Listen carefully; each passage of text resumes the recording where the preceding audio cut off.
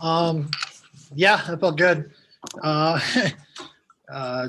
really don't got much to say about it other than good news is my wife isn't in labor. So talked to her. And yeah, I was pretty happy with the performance. Might have got a little excited in the first round. I was trying to go for that finish again and wasted a little bit on the gas tank, but it was the fight really couldn't have gone any better than I planned. Ate some of his best shots and was able to, return some strikes and, wasn't too much of my old wall install, as people like to say. I still went out in the open and kind of struck with them and just kind of finding my groove.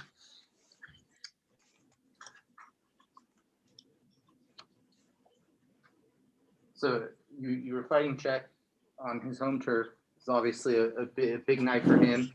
You played the role of the spoiler, but he lasted longer than a minute something. minute 6. so an improvement. How do you feel about it? I feel great about it. I wasn't really focusing on the last fight too much, but in my head I might have been going, all right, I want to wait till a minute. I want to make sure I'm a minute in before I throw a punch. And so I beat my last time out. But as the fight went on, confidence kind of grew. And second round, ate a couple of his best shots like during the fight. And I'm like, oh, I didn't hurt too bad. Let's keep the fight going. And I think losing a little bit of weight kind of helped my gas tank a little bit too. I was tired, but I wasn't exhausted out there. But yeah, I mean, just happy to three fights in a row. That's been a long time since that's happened. I was gonna say, speaking of growing confidence, this is quite an impressive streak that you're on. I believe, were you an underdog in all three? Oh, I'm always an underdog. So. Tyrell, I was like a 6-1 or 8-1 underdog, and with Miocic, I think I was 3-1, and with Cheick, I was a 2-1. So. I like being underdog. I like proving people wrong. People got in their head that I'm not a very good fighter, and I just love proving them wrong. We're now going to open it up to media questions here. Donna Corby, your line is now live. Tim, congratulations. Great performance. I know that there was talk with Gareth A. Davies in the cage afterwards of perhaps pursuing a title or something like that, and I'm sure that's something you're very interested in. But MMA history has kind of dictated you and Cheick Congo have to go once more, don't you? Yeah, I mean, there has to be a rubber match in there. But I'm not gonna lie right now, I might be a little selfish, and he's been at this a little bit longer than I have. So I mean, I want to be a little selfish here and say he can wait till after me and Bader fighter. I'd like to have that opportunity first. It's safe to say after the Vadim Nemkov fight, there was maybe obviously Ryan Bader's going to have to go up and defend his title. Maybe a couple of those shots you landed tonight would have maybe sent Ryan Bader to sleep, no? There was a couple of solid ones. I know that for sure. And my hand does too. I actually was thinking to myself when I was on top of him there, a couple of those shots were, I mean, some of the strongest punches I've thrown on my feet or on the ground and right on his jaw. And, I could tell he felt him, but he kept coming up. I was just like, oh man, Cheick's got a jaw like a granite jaw, man. Obviously, you've got a bit of time now. You've just done a 3-round fight, which is obviously a 3-round heavyweight MMA fight is a huge athletic endeavor. And also, like you said, your wife is going to give birth soon, so you're going to be taking a little bit of time out. When ideally would you like to fight Ryan Bader? January, February. But if they say, hey, you want to fight Ryan next week? I'd be like, yeah, let's do it. But ideally, I'd like. I've been training nonstop since like June 28th. I just got into a short, intense camp, fought Matt. Took like 2 days off. Knew I was going to fight again.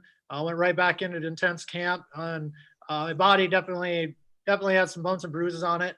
But I don't want too long to lay off. I'm liking what's going on here. So I mean, a January, February fight would be great. Jay Anderson. Hey, Tim, congrats on the win tonight. Obviously, a historic card to be on as well.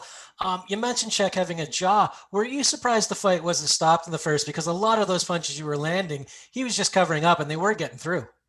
I honestly think if my his jaw went to hurt my hand. I probably might have been able to finish it. I had to stop throwing it because the pain was excruciating. And that actually happened a lot in the clinch. I was going for body locks, and when I'd lock it up, I put pressure on my wrist. I had to let go of it because it just hurt too much. But yeah, no, it was impressive.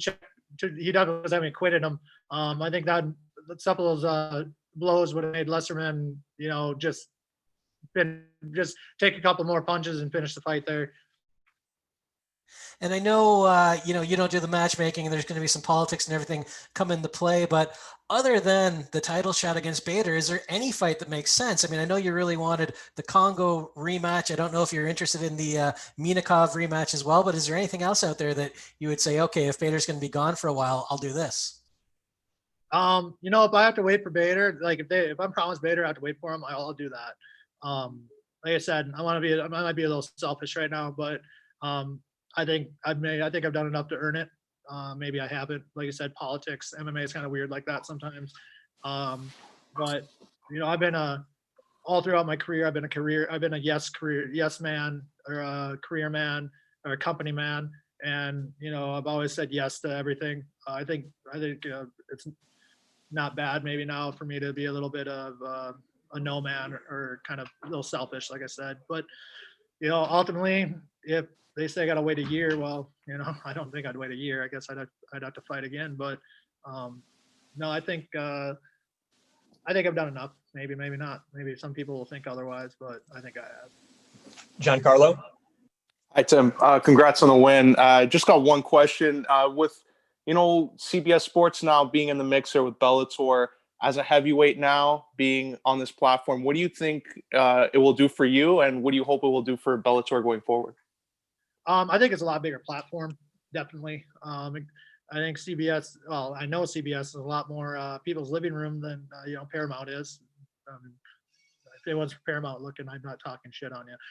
But it's definitely more like, just go to the Instagram page. CBS has 300,000 more people following them than Paramount did, and it just opens up the sport to more eyes, and the more eyes that are on the sport, the more fans you get. The more popular and everything. Hey Tim. Kevin? Sorry.